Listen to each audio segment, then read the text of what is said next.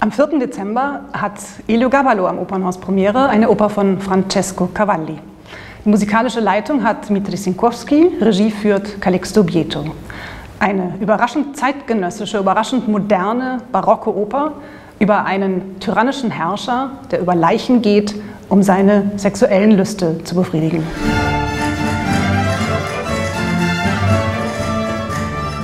Der historische Heliogábalos oder auch Elagabal, der hat in Rom regiert von 218 bis 222, nur 4 Jahre lang. Und als er auf den Thron kam, da war er gerade mal 14 Jahre alt. Ein kindlicher Kaiser also und einer der verrücktesten Kaiser, die es in Rom wahrscheinlich überhaupt je gegeben hat. Auf jeden Fall in einer Reihe zu nennen mit Nero und Caligula. Das war ein kindlicher Kaiser, wie gesagt, der sowohl Frauen als auch Männer geliebt hat, der sowohl Männerkleider als auch Frauenkleider getragen hat, der sich für alles Mögliche interessiert hat, nur nicht für Politik. Seine Hauptinteressen waren seine Religion, die er aus Syrien mit nach Rom gebracht hat, und Sex. Sex, wie gesagt, mit Frauen und mit Männern. Seine Prätorianergarde hat er ausgesucht danach, wer von den Männern am besten ausgestattet war. Und er ist in Frauenkleidern durch Rom gezogen, ist in die Bordelle gegangen, hat sich dort als Prostituierte angeboten. Also ein ziemlich verrückter Kaiser. Man sagt, dass zu seiner Zeit die Welt in Rom auf dem Kopf gestanden hat.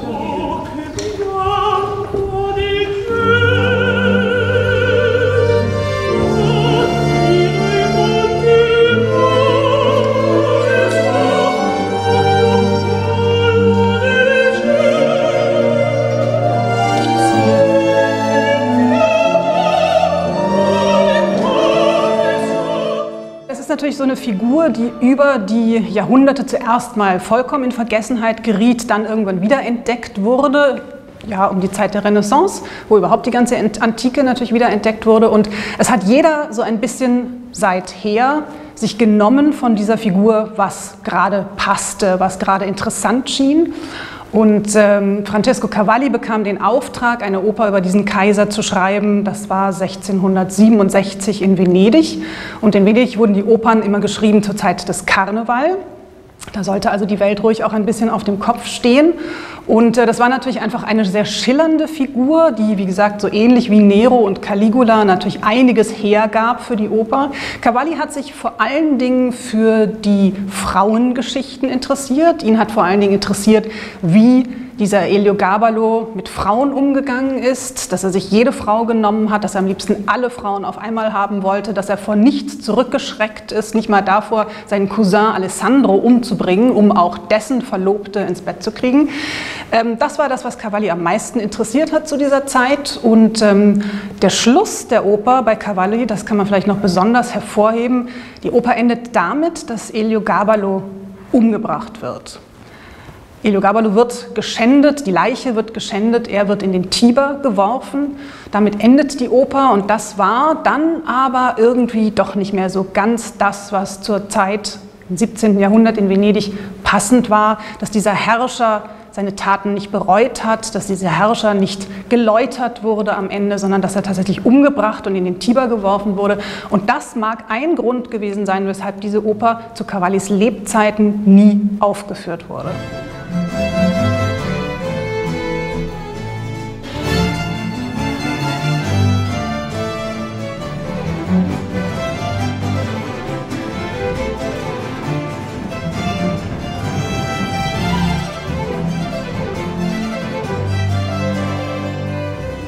Cavalli ist ja ein Schüler von Monteverdi gewesen und das hört man auch in der Musik. Und das Interessante an dieser Musik ist unter anderem, dass sie nicht als Partitur überliefert ist, wie wir das heute uns so normalerweise vorstellen, wenn wir an Opern des 19. Jahrhunderts zum Beispiel denken, sondern was wir davon haben, ist eigentlich nur eine Gesangslinie und eine zweite musikalische Linie, die man als Basso Continuo bezeichnet. Und die Instrumentation, die entsteht für jede Aufführung neu. Der musikalische Leiter, in unserem Fall Dmitri Sienkiewicz, stellt diese Instrumentation her, überlegt also, welche Instrumente in diesem Orchester spielen sollen. Unser Orchester wird ein sehr farbiges, ein sehr schillerndes Orchester sein. Und besonders ist vielleicht auch noch, dass diese Oper 2 Countertenöre braucht. Heliogabalo selbst ist ein Countertenor, er wird bei uns gesungen von Juri Minenka. Und sein Gegenspieler, sein Cousin, den er umbringen will, um an dessen Frau heranzukommen, Alessandro, der wird ebenfalls von einem Countertenor gesungen, von David Hansen nämlich. Und der ist in Zürich bestens bekannt, der war in Incoronazione di Popea, nämlich der Nerone. Also erstmal ist es natürlich erstaunlich, wie modern diese Figuren sind in dieser Oper. Also man fragt sich das ja ganz oft bei Opern aus dem 18. und 19. Jahrhundert, was interessiert uns heute noch an diesen Stücken? Und diese Oper ist nun noch ein bisschen älter, die stammt aus dem 17. Jahrhundert, also über 300 Jahre alt.